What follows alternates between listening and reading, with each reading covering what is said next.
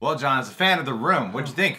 I mean, this made me excited. I didn't know really what to expect from this. It seems like James Franco is really going all out on that impersonation. It sounds pretty good, you know? I like that they led with just a scene. That's kind of the best thing I feel like they could have done with this. Well, I feel like with James Franco and Seth Rogen's style of comedy, and Dave Franco being in there now too, their kind of scenes work better, not in trailer format when you're cutting to jokes, but in terms of how a scene plays out and how banter plays out. Yeah, because things escalate too. It's very much in the reactions and in the sort of interplay of everybody. Yeah. And there are a lot of other people in this too. There's like Paul Scheer and Charlene Yee. Yeah. It seems like they've got a lot of people for this. And James Franco looks like Tommy Wiseau. Yeah, like I didn't know if I would buy it that much, but at least off these few seconds, like, yeah, I bought it. He looks a lot like him. He sounds a lot like him. Yeah, and James Franco's directing this too. And this might be James Franco's first big, like, because a lot of people are really excited for this movie, and I feel like this might actually be James Franco's first big directional, because he's directed a few films, but this might be his first big one that actually performs well at the box office, because there's a lot of anticipation for this. Yeah, I mean, this film has a legendary status now. Like, it's screened kind of since it came out, so yeah, I think it could definitely be that for James Franco. Yeah. There's certainly eyeballs on it. Calling it the disaster artist and seeing the behind... I mean, for people who follow The Room, they know a lot about the bad behind the scenes that went down, and you could just see the film and see how it's a product of all that. I'm excited to see what, you know, the comedic approach to this.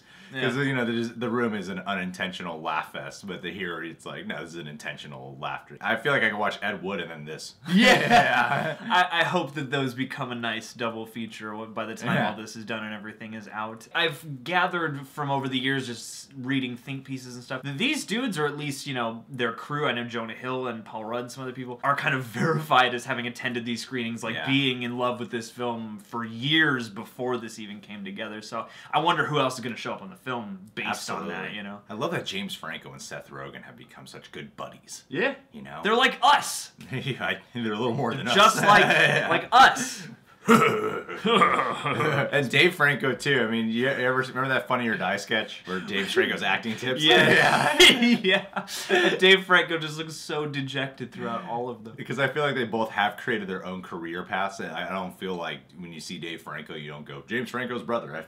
I feel like he has established himself as his own right now. Yeah. So it's cool to see them like in a film together under James Franco's direction, that is. Well, it's funny to see them play those two characters too, because, you know, Greg Sestero and Tommy Wiseau are two of the key figures, especially as it pertains to the book, you know, because Greg Sestero at least co-wrote that book. To see brothers play these two guys who are at least very close, even best friends, is interesting, because, yeah, they look like different guys on screen, you know, from each other. I can tell who they are, but I'm not sitting here being like, they're brothers, this is weird. Yeah. You know? There's a huge cast assembled for this film. I mean, you got Alison Brie in here, Zoe Dutch, Lizzie Kaplan, Zac Efron, Bryan Cranston, Kristen Bell. Like, there's so many. Seth Rogen, of course, Dave Franco, Adam Scott, Judd Apatow, Sharon Stone. This is a huge cast list, and you only got a peek at just a few of these players in the film. Dylan Minette's in this too, so I'm pretty excited to see this movie. I want to watch The Room like a week before this movie comes out. Oh yeah, yeah. We'll watch it every week up until because it is a cult. It's a cult hit, that film, you know? Yeah, that movie was like a cult phenomenon. It seemed like it just grew on its own. I mean, he paid for a billboard, and it screened, I think, at least until the Sunset 5 changed, it screened every weekend for years and years and years, like over 10 years or something like that. Yeah. This movie is something else. And James Franco is such a hit or miss for me.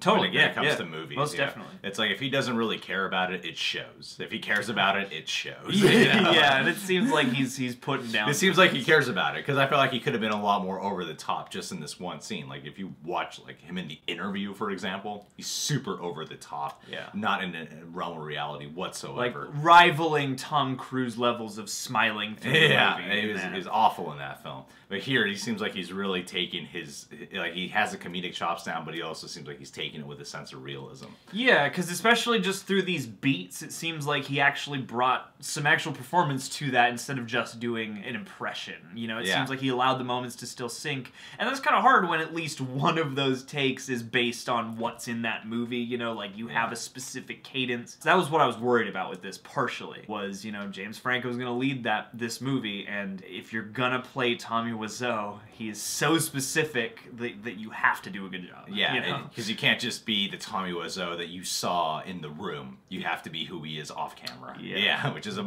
might be a little more challenging, actually. Yeah, and it looks like from the little things I've seen, and from at least seeing the man in person and seeing how he behaves when he's not in scenes, I feel like he probably studied a lot for this. I would imagine he did, especially since he's directing it too. I imagine he put his all into it. This is, he's living the life, because that's what Tommy was doing, arguably, at the time. Yeah. Well, guys, thanks for tuning in. You can subscribe to The Real Rejects, click that notification bell. Shout out again to Diego Scheidez, and also Datchon Humphrey on Twitter and Instagram. Last but not least, patreon.com/TheRealRejects. And remember, love is blind.